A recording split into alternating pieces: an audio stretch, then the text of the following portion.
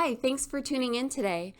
We're going to be going through the Coffee Talk presentation for parents regarding the course selection process, giving you lots of great information to help your students sign up for their 2021 school year courses. The registration process is very important for several reasons. First of all, we want to be sure that we're placing students in the proper courses. So for example, if your student should be taking World History Honors next year, we want to make sure that they're registered for that honors level course. Number two, we want to make sure that students have the elective courses that they're interested in taking on their schedule. This process is really detailed, and we give students a chance to choose their electives and then to make any changes that they need to those elective selections.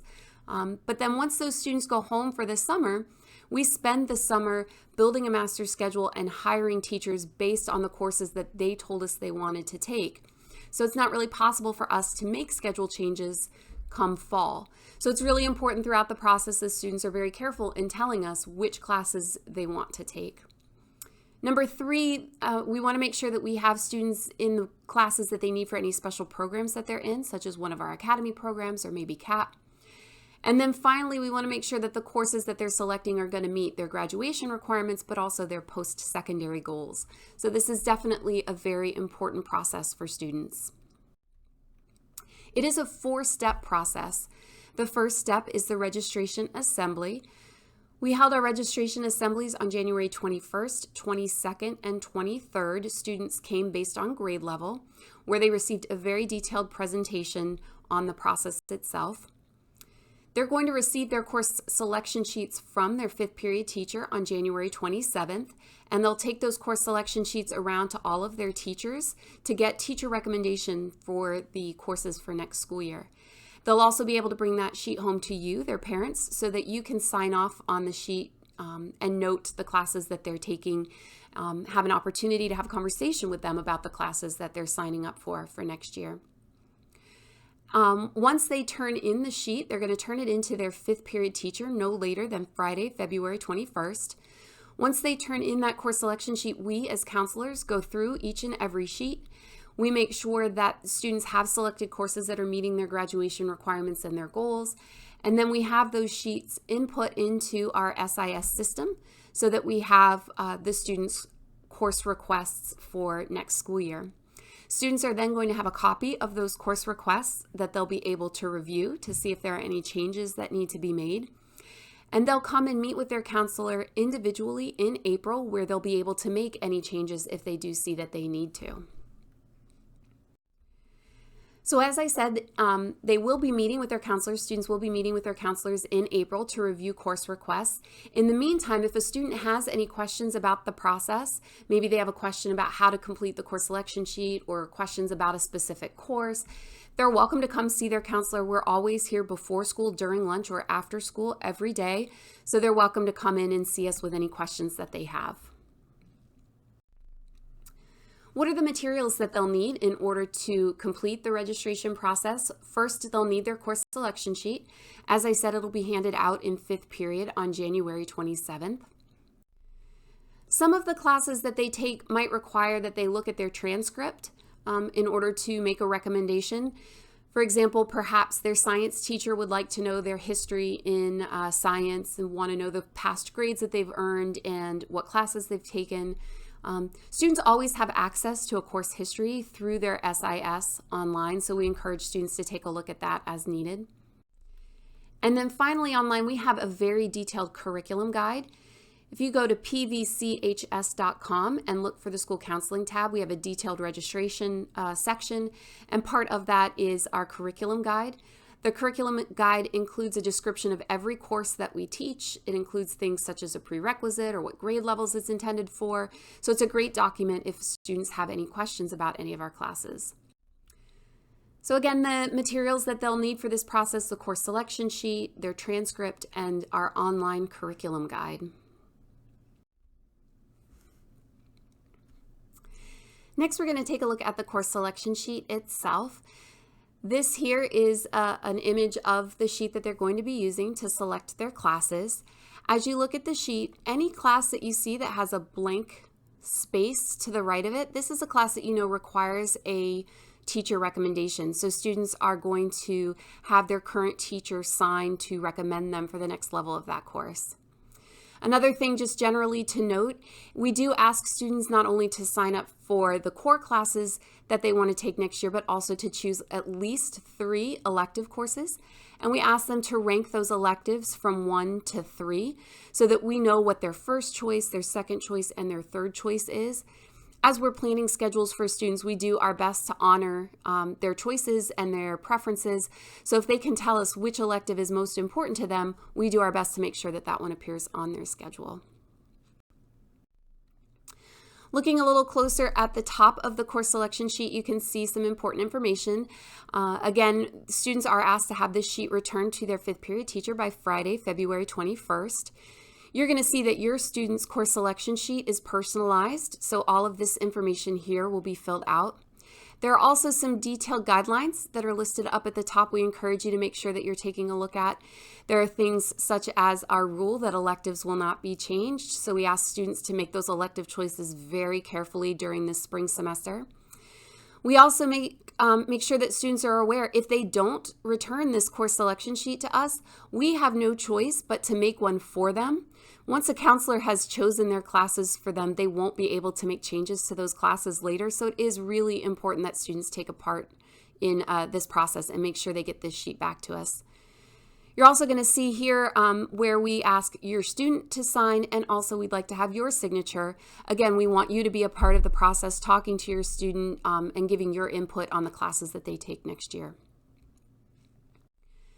Moving on, we're going to take a look at each of the sections of the course selection sheet where you can see the classes that we offer. This here are the language arts classes that we'll be offering next school year. Again, the current language arts teacher is going to sign to recommend your student for the next English class that they'll take. We have our math classes for next year where your student's current math teacher will make a recommendation. These are the science classes that we have. Your student's current science teacher will make a recommendation. Notice that many of these classes have either a pre or co-requisite to them. So students, as they sign up, they want to be careful to make sure that they meet the requirements to be in that class. Next are the social studies classes that we offer. You'll see up here, these are the core social studies classes, and they do require a teacher's signature. So the current social studies teacher will recommend them for the next level of the course that they're going to take. Down here where there is the black shaded box, that shows that no teacher recommendation is required. These here are academic electives in our social studies area, so they're great classes to take as electives. But again, they do not require a teacher recommendation. A student can elect to take those on their own in their schedule. Foreign language. Foreign language specifically is not a graduation requirement. However, 2 years of foreign language is required for university admission or for the Bright Futures Scholarship. So we do encourage students to make sure that they take 2 years of foreign language if possible. Those students who have never taken a language on campus before who are interested in taking one, they will sign up either for our Spanish 1 or our French 1 class, and they have their current English teacher sign that they are currently on track with their FSA reading. If we have a student who is not currently meeting the graduation requirement of that FSA reading test, we'd like them to focus on that before they turn to their world languages. But as I said, current students who have the reading level have their current English teacher sign there. If a student is currently in a foreign language and they are moving on to the next level, their current foreign language teacher would sign. For those parents who have students that have been at Park Vista in years past, we're doing something a little differently this year with our AP and ACE course selection.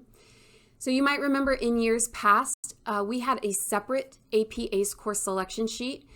After completing the AP ACE application and finding out that they had been accepted to an AP or ACE course, students picked up this separate course selection sheet that they then took to the AP or ACE teacher to have them sign. This year, instead, we actually have those classes right on the course selection sheet, and the AP and ACE teachers are going to sign right there. Because students don't currently have these teachers, they might not know exactly what classroom to find them in. So you'll see here on the left-hand side, we have given the students the course or the classroom for these teachers, and then the AP and ACE teachers are going to sign on this side to accept them into the class. Another new part of our course selection sheet this year is a section just for our CAP students. So if you do have a student who is currently enrolled in CAP, all of those classes are together so that their teachers can help to make sure that they are registered for all of the correct courses based on their cohort year. Next, we're going to start moving into some of our non-academic electives. So as your student is looking at their course selection sheet, all of the classes that we just spoke about are all academic classes, and they're going to find those on the front of the course selection sheet. Then they're going to flip to the back of the course selection sheet where they'll be able to find our non-academic electives in some of our specialized departments. So here you're looking at all of the courses that we offer in our Business, Computer, and Multimedia Communications department. Digital Information Technology is the introductory course for any of our classes in this department, so students can sign up to take that without a teacher recommendation. Once they've had that class, their current business or multimedia teacher would recommend them for the next level of the class that they're interested in. Our SAT/ACT prep class is available to rising 10th and 11th graders who are interested in having some additional test prep as part of their schedule. 10th graders who are currently on track to pass the test, so they have an FSA ELA level of 3, 4, or a 5, are eligible to take this class.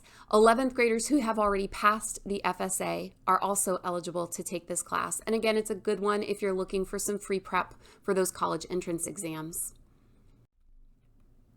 Some of our language arts electives that we offer on campus, we have a journalism class that's open to anyone without a recommendation. One semester is spent learning about the newspaper, and one semester is spent on yearbook. Students coming out of that class can apply to be either on our newspaper staff or our yearbook staff. We have a theater program, including musical theater. We also have a debate program, and you'll see here the teachers that would sign and with their room numbers to admit a student into that program. In our fine art department, we have 3 different types of art classes. All students need at least 1 art credit for graduation. So if your student's interested in one of our fine arts class, 2D art is drawing and painting, 3D art is sculptures, mosaics, and then ceramics and pottery, that's working with clay. Students can take the entry-level course without a recommendation. If they're interested in continuing in art, they would have their current art teacher recommend them. In our performing arts department, we have a chorus and a band. Students can be in our beginning chorus or our beginning piano class without a recommendation. If they're interested in the upper level chorus or in the band, they would have the chorus directors and band directors sign off. Physical education. Our graduation requirement for PE is a class called Personal Fitness, which is 1 semester, combined with an additional semester of a PE elective. If students haven't taken this course yet and they're interested in building that into their schedule, this is where they would sign up. Some students also elect to take additional PE classes as electives, so they could choose here to take a general PE class as an elective in their schedule. One thing that we note is that we can't guarantee for a student what section of PE they will be in. A student who elects to take PE next school year is saying that they're willing to take that class, whether it's team sports or weight training. Weight training might not be available for every period, so students just need to be aware of that if they sign up. If they're currently on a varsity sports team or on our football team, they can have their coach recommend them on this in this box here, and we will get them into the football or varsity weight training room. The OTO Academy is a great academy that we have here on campus. Their introductory classes are open to students who are interested in taking them just as an elective. They do not require a teacher's signature. Students can just choose to take them on their own. The auto maintenance class covers the inside of the car. The auto collision class talks about the outside dent repair and such. If you have a current 9th grader who's interested in applying for an academy here at Park Vista's campus, those applications opened back in October, but they will be open through Friday, January 24th. So you can go to pvchs.com for the link to that application. All interested academy students do need to apply through that district application. Another possible class for students that you'll see on the course selection sheet is Student Aid. Student Aid is open only to juniors and seniors and only to students with a 3.0 GPA or higher. With Student Aid, there is no course credit or grade awarded for the class. Instead, students receive 75 community service hours per semester that they're in the course. So if you have a student who is in need of community service hours and they have room in their schedule, this might be a good fit for them. Dual enrollment, if you have a student who is interested in taking a dual enrollment course, we do have a section of our course selection sheet devoted to that. Students taking dual enrollment may elect to take a period off here at Park Vista and replace it with that dual enrollment class. So you can see if a student is choosing to take one dual enrollment class and would like to have 7th period off, they would mark here. If they're in 2 classes and they'd like to have their 6th period off as well, they could mark here. Except for one dual enrollment course that we offer only to Medical Academy students, all dual enrollment courses at Park Vista are taken on the college campus itself, so that's an important thing for you to note. Dual enrollment is a program where you take a college level course, but you are awarded both college and high school credit for that course. To be eligible for the program, students must have at least a 3.0 GPA and college-ready test scores on either the SAT, the ACT, or the PERT. Dual enrollment classes are different in that they are a permanent part of a student's college transcript, which can have implications for college admissions and financial aid eligibility. So it's really important that students make the decision to sign up for a dual enrollment course very carefully. They need to make sure that they're taking a course that they feel very confident that they can be successful in, because again, it becomes a permanent part of their transcript and will always be calculated into their college GPA. Students who are interested in dual enrollment will be having an evening presentation on January 23rd at 6 o'clock here on campus for our AP ACE dual enrollment night. We also ask all students, whether they're new or returning dual enrollment students, to sign up for our February 4th dual enrollment assembly that will be taking place here on campus at 8 a.m. They're going to sign up in the school counseling office or on our website. And at this assembly, we're going to go over the specifics of the process of registering and all of the deadlines that they need to know about. So this is an important assembly for students who are going to do dual enrollment in the summer or fall of 2020. Another important section of our course selection sheet is where students can elect to have a no class in their schedule if it fits with their plans. You can see here that a junior and senior privilege is open to those students who are on track for graduation. Juniors who have at least a 2.0 GPA and have earned a minimum of 14 credits by the end of this school year are eligible to have a no 7th. Seniors who have at least a 2.0 and at least 19 credits by the end of this school year are eligible to have a no 7th. To have a no 6th, they must have that 2.0 and at least 20 credits. Note that without your signature on these lines, we as counselors will not allow them to have that period off. So it's important, if you are authorizing your student to have a no class, that you not only sign the front of the sheet, but you also sign back here. Another thing to note is that students want to make this choice very carefully.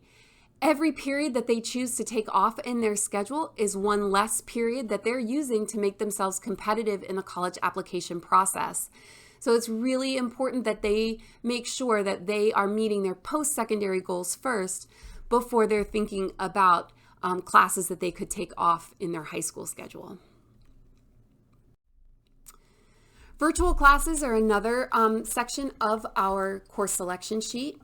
If your student is electing to take an FLVS course in place of a class here on campus, they have two ways that they can do that. They can sign up to take the class in an on-campus computer lab. They can also sign up to take the class from home and have a period off in their schedule. Whichever option they're electing, they need to tell us what class they'll be working on when they have that period in their schedule. They also need your approval in order to do that, so it requires a parent signature here. We do encourage students to make choices about virtual courses very carefully as well. We do not recommend that students replace courses on our campus with classes through FLVS. Virtual courses can be very rigorous. They have a very strict pacing guideline, very strict calendar. And we as Park Vista counselors have no control over how quickly you'll be assigned to a teacher, how quickly that teacher will get back to you. We also just typically see that students who have a live teacher that they can resource as needed throughout the class tend to do a little bit better in those classes. It's also important to note that if students are only using FLVS as a way to get out of class early or to get out of school early, that has implications for how rigorous their courses overall are. And again, when you're thinking about post-secondary, you want to make sure that you're choosing classes that make you as competitive as possible in that post-secondary realm. So that typically means making sure that you're taking lots of academic classes and that you're taking them at rigorous levels, and students often do better in those classes on our campus. So we're going to kind of shift now. We're going to take a look at the graduation requirements. What kinds of classes do students need to sign up for? What are the requirements that they need to meet? Students need to earn a minimum of 24 credits with a 2.0 GPA in those classes. They need to pass the 10th grade FSA English language exam and the Algebra 1 EOC. They also need 20 hours of community service and 1 online course. These are the 24 credits that students will need. They need 4 credits of English, 4 credits of math, 3 science, 3 social studies, that PE class, 1 credit of an art, and then 8 additional elective credits. Again, note that foreign language is not required for high school graduation, but it is required for university admission, and it is required for the Florida Bright Future Scholarship. Testing requirements, again, in order to graduate, students must pass the 10th grade FSA and the Algebra 1 EOC. So we do encourage 9th and 10th graders to take these tests very seriously. It will also have implications on their schedules based on their scores on these exams. It may impact whether or not we give them a reading class in their schedule, whether or not we're able to let them enroll in some of those upper level classes such as honors, AP, or ACE courses. For 11th graders, we encourage them to take the school day SAT very seriously. So 11th graders will be given that school day SAT in March for free from the school district. This is a great opportunity for students who are currently in an intensive reading class who have not passed the FSA. This is a great opportunity for them to earn a concordant score to meet that testing requirement. Students can also use this as their first attempt at these college entrance exams for college. This is the actual SAT. So they will be able to submit these scores to schools in the application process. And then finally, they can use these scores as college-ready test scores for special programs such as dual enrollment. So this is a really important test, and they should take it very seriously. Some other graduation requirements, the online course. If your student hasn't completed at least 1 class online, they want to do that as quickly as possible. They can go to flvs.net. What we have listed here are some of the easiest and quickest courses that students can take to meet that requirement. Driver's ed, personal family finance, parenting skills. These are all 1 semester elective classes that they can do very quickly online. They're going to sign up for the class at flvs.net. We counselors log into our account every day to make approvals, so we'll automatically do that for them. Then they should check their account daily to see when they've been assigned a teacher. As soon as they see that they have a teacher, they contact that teacher to get started in the class. As I said, we encourage students to try to get their online course finished as quickly as possible. The same with their community service requirement. But we definitely encourage them to try to have it done by their 10th grade, the end of their 10th grade year. You'll see that juniors and seniors have some of their special privileges tied to being on track to graduate. And two of the ways that we measure that are the online course and the community service. So incoming 11th graders must have their 20 hours of community service on their transcript and documented no later than August 1st in order to be eligible for a parking decal in the fall. For incoming 12th grade students, they have to have those 20 hours and their online course completed and documented on their transcript no later than August 1st. Moving on throughout the year, senior activities are going to be tied to those hours and that online course. So grad bash, prom, all of those things require that a student have finished their community service and online course. The sooner they get this done, the better for them. If you have a student who needs to make up credits for graduation, they can do that by signing up for a class that they're missing on their course selection sheet. They also have two options for online credit recovery programs. They should see their school counselor to discuss those opportunities, and we can help direct them in the right path. We're going to shift from graduation requirements and talk briefly about students that are interested in university admission following high school. So the requirements that we just looked at were bare minimum for the high school diploma. These are the requirements, the minimum that the universities are looking for. They're looking for a minimum of 4 years of English, 4 years of math, 3 years of science, 3 years of social studies, 2 consecutive years of foreign language, and then 4 additional academic credits. A student needs to have a minimum of 18 academic credits in order to be eligible for admission at a 4-year university. The rigor of their schedule should be increasing every year. Study after study has reflected that rigorous curriculum in high school best prepares students to be successful at the college level. So it's a really important part of the application process. College admissions officers are looking for students that are continuing to challenge themselves with rigorous classes so that they'll be best prepared for that college curriculum. So every year of high school, you should see your students signing up for tougher and tougher classes as they apply themselves more and more. The colleges and universities are looking for a minimum of 5 academic classes in your student schedule every year. An academic class is a class that's in the language arts, math, science, social studies, or world language departments.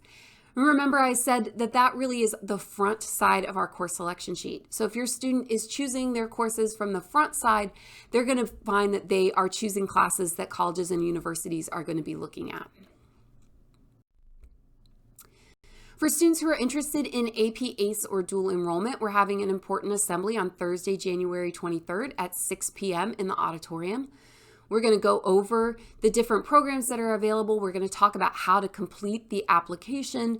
Students will also have a chance to walk around and meet with teachers of the individual classes to ask questions if they have them.